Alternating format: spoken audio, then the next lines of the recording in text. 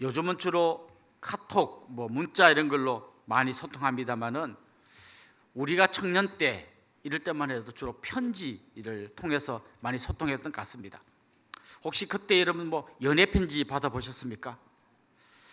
정말 내가 너무너무 좋아하는 사람이 연애 편지를 받으면요, 그냥 읽고 그런 뜻이구나 이렇게 넘어가는 사람 거의 없습니다. 읽어보고 또 읽어보고, 왜 여기서 하고 많은 꽃 중에 장미꽃을 여기다가 썼을까? 혹시 내가 좀 까칠해서 가시가 있다고 쓴 건 아닐까? 온갖 생각을 하면서 또 읽어보고 또 읽어봅니다. 이유는 한 가지예요. 사랑하는 사람이 보내기 때문입니다. 하나님의 말씀은 정말 우리를 사랑하시는 하나님, 그리고 또 우리가 사랑하는 하나님, 그 하나님께서 보낸 사랑의 편지라고 할 수 있습니다. 이 말씀의 반석 위에 굳게 서 있는 사람은 세상의 온갖 풍파가 휘몰아쳐와도 쉽게 흔들리지 않습니다. 또 어떤 이단들이 막 교묘하게 만들어낸 말로 사람들을 미혹해도 말씀의 반석 위에 굳게 서 있는 사람은 흔들리지 않습니다. 그러나 이 말씀이 우리 안에서 약해지면 작은 시험에도 흔들리게 되고, 이단들의 교묘한 말을 들으면 또 거기에 귀가 솔깃해지게 되는 것이죠. 오늘 이 본문을 기록한 사람은 베드로입니다. 베드로는 그 당시 교회 안에 이단들이 많이 들어와 있는 걸 보았습니다. 특별히 그 당시에 있었던 이단들이 주장하는 게 있었는데요, 예수님의 재림은 없다. 그건 다 무슨 꾸며낸 이야기, 마치 어떤 신화처럼 듣는 사람들이 있었습니다. 베드로는 그 이야기를 딱 들으면서 이 문제의 원인이 어디 있는지를 알아냈어요. 왜 사람들이 이 이단들의 말에 자꾸 귀를 기울이는가? 한마디로 말하면 말씀의 뿌리가 너무 얕아서 그래요. 말씀의 반석에 굳게 서 있지 않고 그냥 그걸 대충 듣다 보니까 조그만 이런 유혹이 와도 막 흔들리는 걸 알게 되었습니다. 혹시 여러분 요즘 건망증 잘 잊어버리는 것 때문에 좀 걱정하거나 그런 분 없습니까? 전 요즘 조금 그런 걱정이 있습니다. 이 건망증을 주제로 막 사람들하고 대화해보면 온갖 재미있는 이야기들이 있습니다. 핸드폰을 냉동실에 넣어놨다는 사람도 있고요, 어떤 분은 핸드폰을 들고 다니면서 찾아다닌다는 사람도 있고요, 또 누군지 이름은 아는데 둘이서 이제 부부가 대하죠. 그거 있잖아, 왜 그럼 자기 부인도 생각이 안 나는데 그래 그분 근데 예, 그거 다 알아요. 아는데 입에서 말이 안 나와요. 예. 그래서 얘기 또 통해. 이 건망증, 이게 우리한테 좀 심각하고, 어떤 거는 이렇게 이야기하면 재밌는 그 이야기이기도 하고 그렇습니다. 그런데 절대 잊어버리면 안 되는 게 있습니다. 그건 뭔가 하면 하나님의 말씀이에요. 이 말씀이 우리 머리에서 잊혀지고 이 말씀이 우리 가슴에서 식어지면 그때부터 우리가 병들기 시작합니다. 오늘 이 본문을 기록한 베드로는 자기의 인생이 얼마 남지 않았다는 것을 알고 있습니다. 그래서 그가 마지막으로 이 붓을 들어서 정말 여러분들 이거 잊어버리면 안 됩니다. 정말 여러분, 내가 여러분에게 또 생각나게 하고 또 생각나게 하고 또 생각나게 하려고 지금 이 글을 기록하고 있습니다. 지금 그렇게 이야기하고 있어요. 생각나게 하려 한다는 표현이 오늘 본문에 굉장히 많이 나옵니다. 우리 12절 한번 볼까요? 같이 읽어봅시다. 그러므로 너희가 이것을 알고 이미 있는 진리에 서 있으나 내가 항상 너희에게 생각나게 하려 하노라. 지금 이들은 이미 진리 위에 서 있습니다. 그런데도 또 생각나게 하려 한다는 거예요. 13절 말씀도 한번 읽어봅시다. 내가 이 장막에 있을 동안에 너희를 일깨워 생각나게 함이 옳은 줄 여기노니.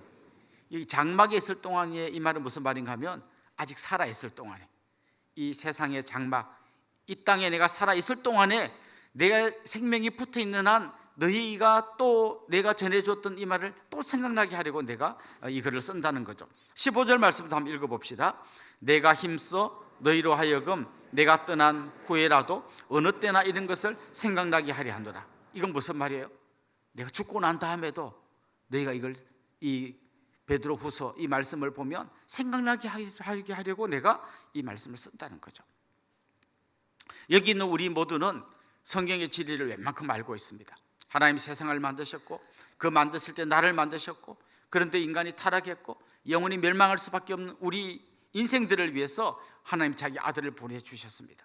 그 아들이 우리 위해서 십자가에서 죽으시고 그분의 죽음과 그분의 희생을 통해서 우리가 구원받게 된 이 장엄한 대서사시 같은 이 하나님 말씀 알고 있습니다. 그게 끝이 아닙니다.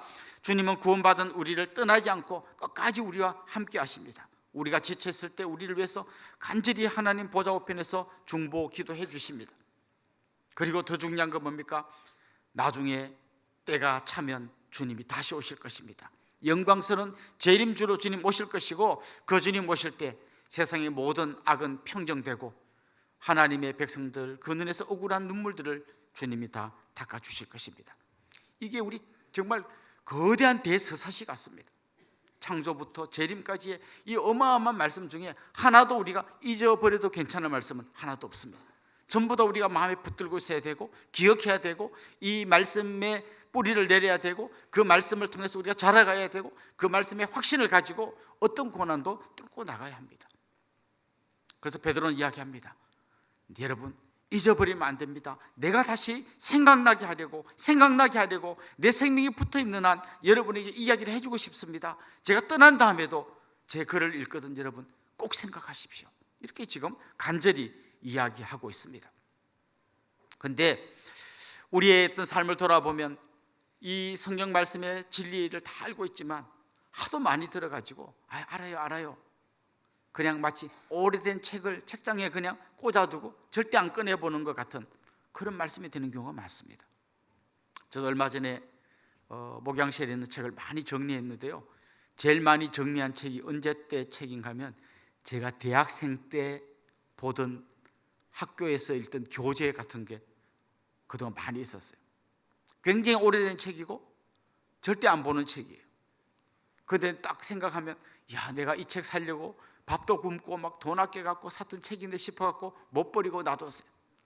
그런데 오랜만에 이걸 한번 수십 년 된 책을 빼보면 종이도 누렇게 변했고 활자가 또 왜 이렇게 작아요. 잘 보이지도 않아. 내가 평생 다시는 읽을 일이 없을 것 같은 책이에요. 그런데 또 어떤 마음이 듭니까? 그래도 내가 이거 밥 굶으러 가며 산 책인데 싶으니까 또 꽂아도, 또 버릴까 하다가 또 꽂아도, 수십 년 동안 꽂아둔 거예요. 어쩌면 우리가 하나님의 이 말씀을 이 정도로 취급할 때가 많아요. 알기는 알아요.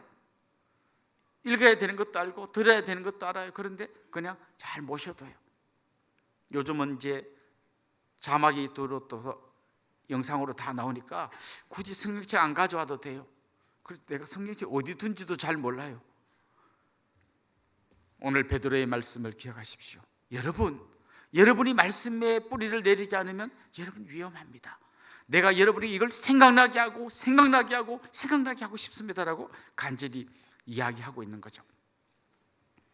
특별히 이단들은요, 말도 안 되는 같은 이야기를 계속합니다. 여러분, 이 반복이라는 게 굉장히 무섭습니다. 이렇게 이제 선거 때가 되면 막 정치인들이 가짜 뉴스를 막 퍼뜨리잖아요. 처음에는 거짓말 같은데 자꾸 듣다 보면 이런 생각이 듭니다. 아니 땡 굴뚝이 연기가 날까? 뭐라도 있으니까 이런 말이 나오겠지. 막 자꾸 듣다 보면 그게 진짜 같아요. 이단들이 주로 이렇게 이야기합니다. 여러분, 어떤 한 사람이 재림 예수라고 말하면 말도 안 됩니다. 우리 하나님의 교회 이 사람들이 믿는 안상홍이라고 하는 어떤 사람이 재림 예수라는 거죠. 근데 죽었어요. 근데 죽은데 그 사람이 그래도 재림 예수가 맞다고 막 다 하고 말하면 말도 안 돼. 턱 들으면 말도 안 되잖아요. 근데 막 이렇게 저렇게 끼워 맞춰가지고 이렇게 듣고 저렇게 듣고 하면 그런가? 막 이렇게 싶은 거죠. 계속해서 듣다 보면 내가 하나님 말씀을 계속 들으면 이게 잘 안 들려요. 근데 말씀에 귀를 기울이지 않으면 이단의 말, 세상의 유혹, 이게 막 그런가 자꾸 들리게 돼 있는 거죠. 지금 베드로는 그것을 지적하고 있는 겁니다. 특별히 우리가 이 말씀의 반석에 굳겠을 때 한번 나를 돌아볼 게 뭔가 하면, 내가 한번 잘못 입력되면요, 그게 계속해서 틀린 정보가 진짜인 것처럼 생각돼요. 이 사람 이름도 있잖아요. 이렇게 비슷한데 한번 헷갈리는 수가 있어요. 그러면 계속 그 사람 이름을 틀리게 말해요. 성경 말씀도 마찬가지예요. 내가 이단의 가르침이나 이런 걸 흘려 듣다가 나도 모르게 쑥 들어오면 마치 그게 진짜인 것처럼, 진짜 하나님 말씀 중에 그 부분은 이단의 말이 맞는 것처럼 쏙 들어올 때가 있다는 거죠. 그렇게 되지 않게 끊임없이 하나님의 말씀에 귀를 기울이고 그 말씀에 뿌리를 내리라는 거죠. 특별히 그 당시 이단들은 재림 그것 좀 황당한 얘기 아니야? 마치 뭐 그리스 로마 신화에 나오는 그런 이야기처럼 그렇게 쉽게 이야기하는 사람들이 있었어요. 베드로가 오늘 막 목이 터지라고 이야기하는 내용이 있습니다. 16절 말씀 한번 볼까요? 우리 주 예수 그리스도의 능력과 강림하심을 너희에게 알게 한 것이 교묘히 만든 이야기를 따른 것이 아니요. 이게 무슨 말입니까? 교묘하게 만든 그런 신화 같은 얘기가 아니라는 거예요. 16절 하반절에 보면 이런 말씀이 나옵니다. 우리는 그의 크신 위엄을 친히 본 자라. 17절 우리 같이 한번 읽어봅시다. 지극히 큰 영광 중에서 이러한 소리가 그에게 나기를 이는 내 사랑하는 아들이요 내 기뻐하는 자라 하실 때에 그가 하나님 아버지께 존귀와 영광을 받으셨느니라. 18절도 읽어봅시다. 이 소리는 우리가 그와 함께 거룩한 산에 있을 때에 하늘로부터 난 것을 들은 것이라. 지금 베드로가 말하는 게 뭔가 하면 이런 거예요. 어느 날 베드로, 야고보, 요한하고 예수님이 어떤 산 위에 올라갔습니다. 그런데 거기서 예수님이 영광스러운 모습으로 변화되셨어요. 그리고 거기에 모세와 엘리야가 와서 세 분이 같이 대화를 하는 거예요. 너무 장엄한 광경을 본 거예요. 그래서 그때 여러분 기억나시죠? 베드로가 여기 장막 셋을 짓고 우리 여기 좀 있고 싶습니다 뭐 이런 얘기 한 거 있죠. 그런데 그때 하늘에서 소리가 들렸어요. 그 예수님을 보고 하나님 말씀해 주신 거죠. 이는 내 사랑하는 아들이다. 너희는 그의 말을 들으라고 하는 하나님의 음성을 들었어요. 지금 베드로가 무슨 얘기를 하는가 하면 내가 여러분에게 전한 이 복음은 그냥 내가 책상에 앉아서 지어낸 얘기가 아니에요. 내가 그 산에 올라가서 그 장엄한 광경을 봤어요. 예수님이 영광스러운 모습으로 변화된 걸 내 두 눈으로 직접 봤어요. 그리고 내 귀로 직접 들었어요. 하늘에서 들려오는 하나님의 그 음성을 내가 직접 들었어요. 내가 여러분에게 전한 복음은 그냥 지어낸 교묘한 얘기가 아니에요. 내 눈으로 보고 내 귀로 듣고 생생한 이야기를 여러분께 하는 거예요. 그 예수님이 말씀하셨어요. 다시 오시겠다고. 그러니 이 말을 여러분 절대 잊어버리지 말고 가슴에 새기세요. 이렇게 지금 이야기하고 있는 것이죠. 그렇습니다. 사도들은 주님의 발 아래서 같이 식사를 했어요. 주님의 말씀을 들었어요. 때로는 깨닫지 못한다고 책망도 받았어요. 주님이 행하시는 놀라운 이적을 직접 경험했습니다. 풍랑을 잠잠케 하는 걸 경험했습니다. 오병이의 기적을 경험했습니다. 주님이 산상수훈을 전해주는 걸 귀로 생생히 들었습니다. 요한도 그런 말 해요. 내가 듣고 보고 손으로 만져본 그 예수님이라고 이야기합니다. 그렇습니다. 이렇게 생생하게 보고 듣고 체험한 것을 기록한 것이 신약 성경이에요. 이 말씀이 그냥 좋은 이야기를 모아놓은 책이 아니라는 거예요. 살아있는 하나님의 말씀이라는 거예요. 그래서 이 말씀이 저는 여러분 안에서 살아서 역사하기를 소망합니다. 이 말씀이 때로는 여러분을 위로하고 격려하고 때로는 여러분을 깨닫게 하고 잘못된 길로 가려고 할 때 딱 뭔가를 이야기해 주는 그런 말씀으로 살아있는 생명의 말씀으로 여러분이 받기를 간절히 소망합니다. 왜냐? 이 말씀은 우리를 너무나 사랑하시는 그리고 우리가 너무나 사랑하는 하나님의 편지이기 때문입니다. 베드로는 여기서 한 걸음 더 나가서 이렇게 말합니다. 내가 전한 이 복음은 구약에 있는 그 선지자들의 말씀하고 맞춰보면 하나도 어긋나지 않고 딱 맞다는 거예요. 19절에 이런 말씀이 나옵니다. 또 우리에게는 더 확실한 예언이 있어 어두운 데를 비추는 등불과 같으니 날이 새어 샛별이 너희 마음에 떠오르기까지 너희가 이것을 주의하는 것이 옳으니라. 이 말이 뭐 굉장히 어려서 이게 뭐지 싶은데 이런 말이에요. 이 신약 말씀, 베드로나 여러 사도들이 기록한 이 신약의 말씀을 구약 말씀에 딱 비춰보면 마치 등불을 들고 보는 것처럼 더 확실하게 맞구나. 구약의 선지자들이 예언한 게 딱딱 이렇게 맞아 들어가는구나. 이걸 알게 될 거라는 거예요.